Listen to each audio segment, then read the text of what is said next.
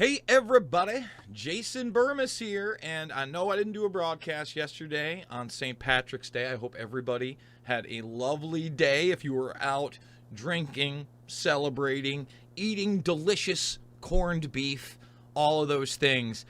And I was really lucky enough yesterday to catch Tool at the Tax Slayer Center over in Moline, across the river, Mississippi, in the Quad Cities. And the reason I'm starting the show with that, and we're going to get into Smollett, hate crimes, the new appeal as a use of total and complete tyranny, and that's really going to be the focus of this entire show. But I want to talk about appealing to reality, and something that you're not going to hear and you did not see in the headlines. So, originally, I was not going to attend this Tool concert. For those that know me, for those that have had personal interactions with me, concerts are one of the things that I really enjoy doing. As entertainment, I like music. I enjoy live shows.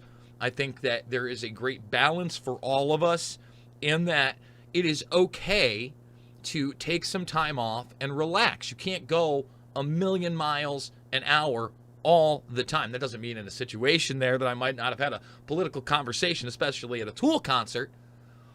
But I was not going to attend because of all the restrictions. And if you watched my broadcast with John Fitch, Ticketmaster still had all these restrictions up there that we can't really get into because of the platform we're beginning to stream on. I want to let everybody know there is going to be an uncensored part of this broadcast that just will not be able to be on YouTube. We have 2 video clips we can't play here and a few stories that I may kind of peruse the headline quick, but you know how it goes here. We're in total censorship mode. And actually, one of the stories we're going to cover via a high-profile socialite who got caught up in what seems to be a child trafficking scandal. I don't know how else to put it. Already you're seeing that videos are being removed because what? Oh, accounts are being suspended for exposing those people and having a different opinion in geopolitical anything, especially right now during what I feel like a lot of people want to be the kickoff to what they'll call WW3. But again, back to appealing to reality. So all these restrictions, they're still on the website. I couldn't believe that there were still Tool tickets, but it just shows you mythos and propaganda versus reality. Now, I live in the Quad Cities. There's about 500,000 people here, okay? Most of which are in a place called Davenport, Iowa. And on Iowa's side, I moved here because the restrictions were not here, all right? Out of everybody, even though Kim Reynolds still went too far in my opinion, she was one of the best, and you never really heard about her on the international stage. They want to talk about Florida, much more popular state, 10 million people, only about 3 million here.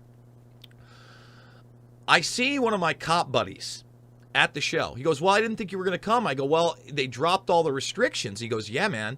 He goes, about a month ago, they had only sold about half the tickets, and Tool said they were not going to come. So without a lot of publicity, they had to drop everything and still not sell out. This is Tool. Guys, the tickets I paid for were $60. I could have got $45 tickets yesterday, and they still didn't sell out. And Korn's going to be here next week, and they were going to do the same thing. So it just shows you that, they tout that 70% of the country did a certain thing. I don't know that that's the case. I don't know that's the case. These people present realities that unfortunately are indeed, fantasy land. And, one of those fantasy land confrontations, by the way, is right here. And this is one of the clips we're going to play on the other side. But Smolletting, let's Smollett it up, okay? Now, I want to make things real clear, okay? I don't think that hate crimes should exist. I don't believe in quote-unquote hate crimes. Crimes are crimes. It doesn't matter if you did them because you quote-unquote hate the person via their gender, their color, all of that. That's Johnny nonsense to me. Okay, if you're going to do something that is against the law and hateful in any way, you should be treated accordingly. It's not a hate crime because hate crimes get into speech crimes. All right, let's get that 100%. So when I hear that Jussie Smollett faked a hate crime, no, he didn't. He embarrassingly tried to hoax a physical attack on himself in a cartoonish manner, and the media rode the wave. Okay? That's what happened. And it caused a lot of harm and a lot of damage because of the media. And when I say the media, it's not all of the media, but when you're projecting, these supposed authoritative sources and then politicians who are completely unaccountable and then installed into office, like Kamala there and Joey B. And again, Zombie J doesn't know what's going on. The tweets about Jussie weren't from Zombie J. Yeah, I don't know if you handed Joe Biden what they told you was his cell phone and said send out a tweet, he could do it. I would assume at this point, probably not. Probably just tremble. Okay? It's cartoon level. And then they have this trial where, look, beyond any reasonable doubt, this guy did this thing. The judge, in what seems to be some pre-scripted childlike scolding, hands down, a Dixieland sentence of ridiculous. I want you to think about this. What was 150 days? 150 days? And then the guy has an outburst, says that and this is what I don't like about society. You now can have a tantrum outburst, 100% guilty of something absurd, found guilty by a jury of your peers, and you are rewarded for it. You are rewarded for it. Now, the judge, rightfully so, said this guy was a joke, and that goes to the comic nature. But he shouldn't have been treated that way in his sentencing, number one. And number two, there is now a magic word that the predator class loves to use and litigate with, and in the history of our nation has never, ever, ever carried the weight that it does now, and that is appeal. The man did 6 days in jail, and because of a magic appeal, after being convicted by a jury of his peers, walked out. And again, the larger issue here is just like when a Supreme Court Justice for the state of New York, the highest of the courts on the state level, the reason that we have a separation of powers, okay? They decide that all of the mask mandates are completely and totally what? Unconstitutional and unprosecutable. We read the documents here. We brought you the judge's decision. And a pre-positioned letter for the schools was already waiting, where they tried to make it localized to tell parents that evening at about 10 p.m. Eastern time that their kids would still wear masks because appeal, and the mandate would remain in place. So what does this say? Well, let me tell you what it says. It says that the system that we now have in place has judges that, as long as you can pick and choose around and find one that's on the dole, they'll just act like appeal is okay. And again, it will be selectively enforced, right? It's not going to be for people like you and me, okay? It's going to be used to oppress people like you and me, and then bootlickers for the system. And then what they did with this guy, to totally enrage anybody with common sense, that this guy is out of jail. It is a slap in the face. It's a slap in the face to every marijuana dealer out there in the last decade plus that spent 6 months or a year in jail. It's a slap in the face to every nonviolent offender out there. I mean, this guy does something that's so absurd, and he continues to act like he's innocent, and then he compares himself to Jeffrey Epstein. I mean, what is the absurdity there? Meanwhile, not one report, I have not seen one news report, not one video news report in the last month and a half, that Jean-Luc Brunel hung himself in jail. Not one. Listen, buddy, just so you know, Jussie, there was somebody pretty high level that the media absolutely ignored, and they didn't even let him out on appeal, okay? Appeal. And by the way, I'm going to show you where the appellate court is failing in a moment. And he was hung, okay? So that's where we're going to go. We can't, let's not speculate too much here, guys. I don't want to get crazy. But when we talk about appellate courts, here's another story you're not hearing about in the media. Julian Assange has now been denied permission to appeal by the UK's top court. This is awful. This is beyond awful, okay? It looks like they're going to extradite him. They're going to try him in a court that has a 100% conviction rate, and they are going to further legitimize their war on free speech and the citizenry. And are you seeing this anywhere? I would assume that you are not, because now it's not Chinese-style censorship, okay? It's real-time global censorship on behalf of a predator class agenda that is then carried out by different methods of the media military industrial complex, including Trojan horse civilian systems. That is a very concise way to say what is happening now globally, okay? So before we hit all these other stories that we're still going to do over here on YouTube, and hey, we're live on the Bean, baby. We're live on the mother truckin' Bean right now. You could call in. So make sure that you're following me on everything. Thumbs in the video up, subscribing.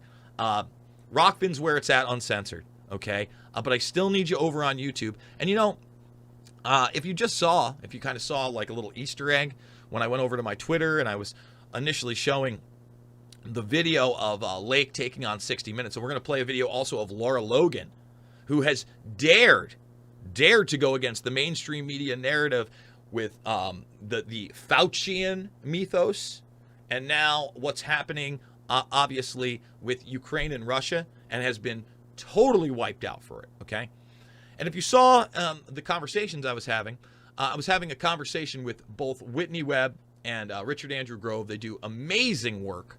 We're going to do an entire video on Meet Ghislaine, heiress to an espionage empire, hopefully not just with me, but with Whitney herself eventually, kind of like what I plan to do with the World Economic Forum videos. And I know a lot of you did check out the Kissinger, Klaus, and Kahn video. I would really encourage, if you didn't watch that video, please check that out as well.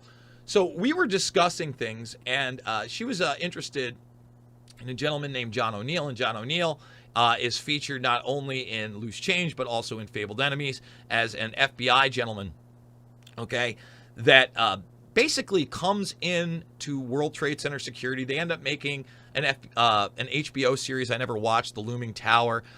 I don't know that if I want to see it aggrandized by Hollywood, okay? That's why I've stayed out of it. But what you're looking at right here, and it kind of made me go back and think, is John Schroeder, man.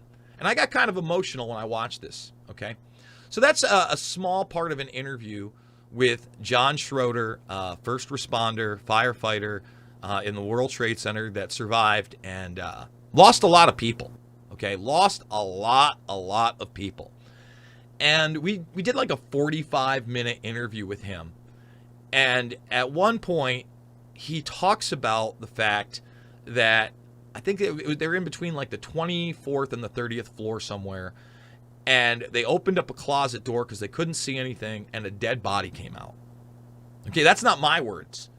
And the reason I bring that up is because if you found a dead body in the World Trade Center, hidden in a closet before the towers went down, obviously there were people on the inside that knew that body was never going to be found in the way, or thought that it would never be found in the way that John found it.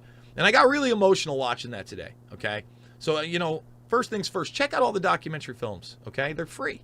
I put them out there for free for a reason. If you've never seen my 9/11 stuff, it is so important for you to understand the structure that has been built over the last 20 years. And then you can go back to Invisible Empire, now over a decade old, and shade the motion picture and really see where it goes from there. Spend 6-7 hours with Jason Bermas in these films. I think it is actually extremely important. And it's probably about 7, maybe even 8. Okay? A lot of information got cut. But Loose Change, Final Cut, Fabled Enemies, Invisible Empire, and New World Order to Find, and Shade the Motion Picture. They're free.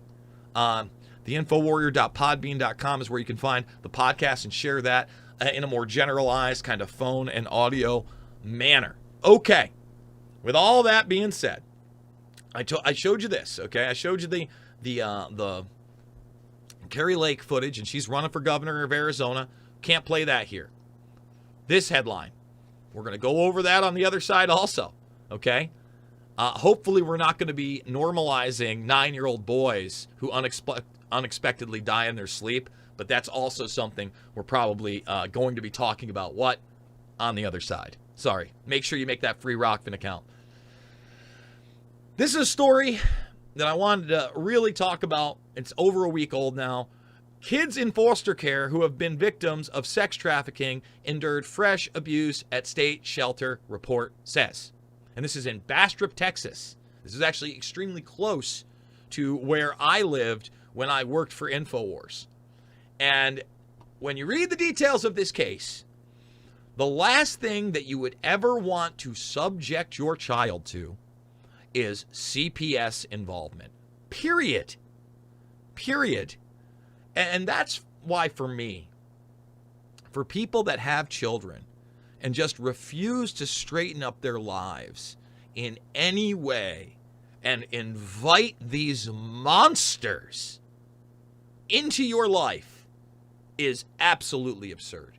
And that is why I have absolutely 100% always pledged that will never be me. I will never bend the knee to the state for anything like that.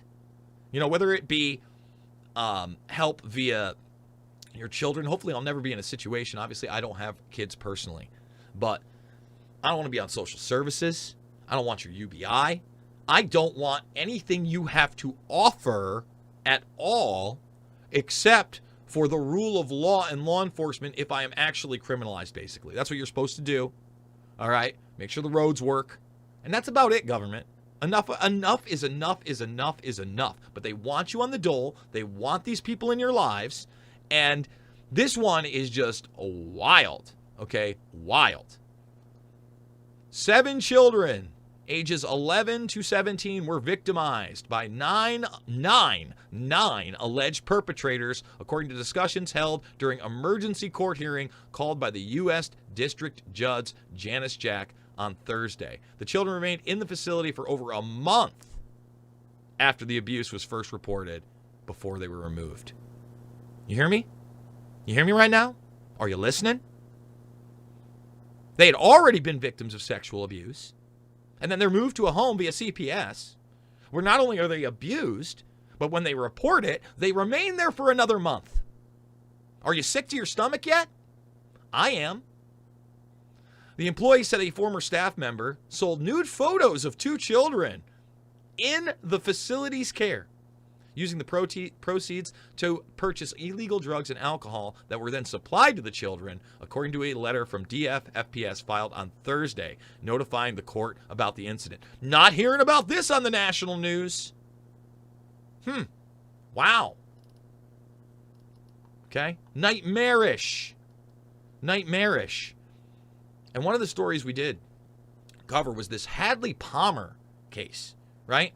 And we had that weird picture where there was this topless kid with money in his hands, and it was allegedly after a, what was it? It was allegedly after he sold some lemonade on a lemonade stand. Meanwhile, this woman pled guilty to 7 criminal offenses in January, and then she had tapes of children.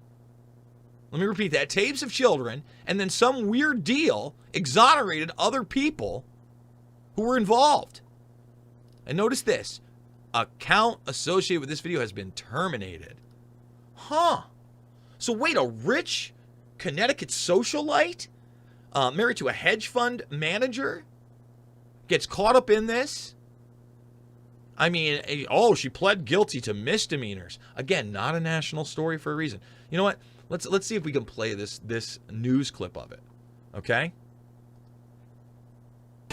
Hey, good morning, guys. So what happened here is that the city says those doses you were just mentioning, they were stored at a colder temperature than normal. Wait, not what I wanted. Why? So what is going on here? Why are they? See, look at this. Like, here, look how wacky this is. First of all, this one's unavailable. I thought this was going to be something completely different. It looks like they took the video down, and instead, you have we can't even talk about that. Just wow. Listen, look, the prosecutors recommend that she be convicted 90 days to 5 years in jail. What? As well as 20 years of trial. The date of her sentence is set for August. We're going to be keeping a close eye on this case. Okay? Thumbs it up, subscribe, and share, everybody. We got some more information to get into. 30 million people in 13 cities in China are now in lockdown again. And you've now seen these videos, apparently, of large numbers of vans to take people to camps. Should concern you. Remember, Klausy Nutschwab has said that China's going to be in the leadership role. Well, that's good, huh? And we all know how this has all turned out. Okay? Meanwhile, you've got these loser blue check marks that act like, they're gods out there. And, when you talk about any type of biological warfare, and if you've noticed, we've been doing the historical stuff. Unit 731, guys. Please look into it. Unit 731. It's not, we can demonize Hitler all day, right? But how many people, when was the last time you heard he's the next Hirohito? Huh? Look at this. I mean, they conducted lethal experiments on Chinese civilians in the 30s and 40s, and they refer to them as logs. I watched this documentary, Death Factories. It's crazy. So now, but you talk about any kind of biological warfare, because obviously stuff that was going on 80, 90 years ago couldn't be going on today, right? And what do they equate it to? QAnon nonsense. Biolab just sounds scary. It can mean anything you want. What? What can it mean? An ice cream sundae? Can it mean a gas station? Can it mean a teddy bear, Ben Collins? And it fits into the already existing conspiracy theory about, being an American bioweapon created by Fauci. Good insight from Pyra's Wellington Chang in my story. It's nuts. These communities already know what the rhythm and cadence of COVID conspiracies should be like to get people to buy it, Chang said. They had a lot of practice with QAnon, the kinds of things that get people excited. Like anytime you say secret biolab, it gets people's emotions up. So again, you talk about biowarfare, it's QAnon, and that's the blue check mark. That's the authoritative source that gets promoted over Jason Bermas every single time. And Julian Assange is the original Russian disinformation agent.